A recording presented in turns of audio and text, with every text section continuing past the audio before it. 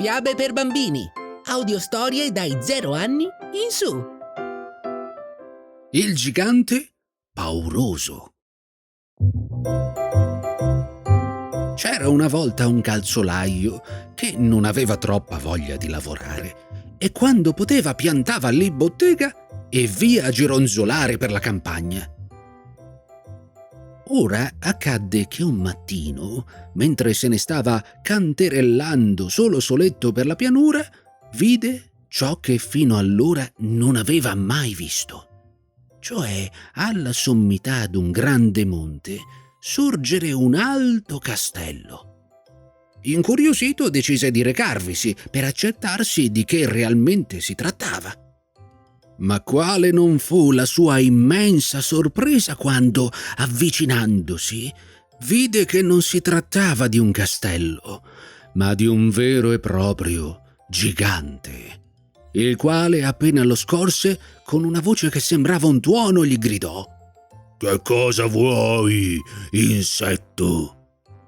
Il calzolaio, che non si aspettava tanto, impaurito rispose: Vado in cerca di lavoro per guadagnarmi un tozzo di pane». «Se è così, puoi restare bene con me. Ti prendo al mio servizio». «Mi scusi, e il salario?» «Ecco, per il salario io ti darò la possibilità di vivere 365 giorni all'anno. E se poi l'anno è bisestile, te ne aggiungo uno in più. Ti basta? Sei contento?» A malincuore il calzolaio, pensando però che pur qualcosa dovesse fare per svignarsela, rispose al gigante: «Va bene, accetto». Di lì a poco il gigante gli ordinò: «Insetto, vai a prendermi un secchio d'acqua e presto». E il calzolaio, di rimando, che già aveva preparato tutto un piano, con naturalezza gli rispose: «Per tanto poco mi comandi? Perché non vuoi che ti porti invece tutto il fiume, e la sorgente, e le pietre anche?» E se ne andò col secchiello. Il gigante, che, sebbene fosse grande e grosso, era quello che si può dire un pallone gonfiato e non brillava certo per coraggio, rimase alquanto impressionato da quella risposta.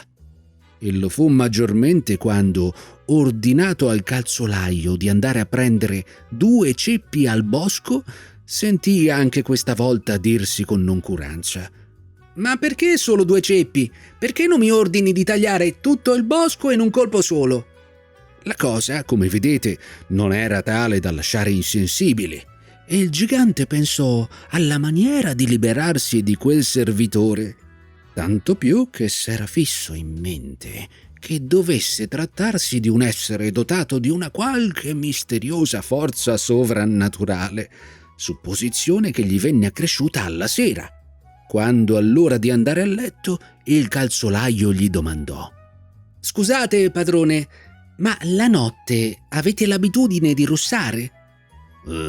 «Sì, un poco, appena un poco. Ma perché?» «Perché io ho il sonno leggerissimo e se mi viene spezzato divento tanto furente che con un pugno abbatto perfino un monte». Il gigante non rispose, ma per tutta la notte evitò di dormire e perfino di respirare. Ma l'indomani, appena giorno, invitò il suo garzone ad una passeggiata e quando giunsero ad un laghetto tutto inghirlandato di salici, gli disse: «Sali sopra uno di questi rami. Sei così mingherlino che voglio vedere se ti riesce di piegarlo fino a terra». Il calzolaio, con un salto, montò su un ramo e, trattenendo il respiro con tutte le sue forze, riuscì a farlo piegare. Ma poi, costretto a ripigliar fiato e riposarsi, il ramo, come una catapulta, scattò. E il povero calzolaio venne lanciato tanto in alto che ancora oggi, ve lo giuro, non è ancora ricaduto giù.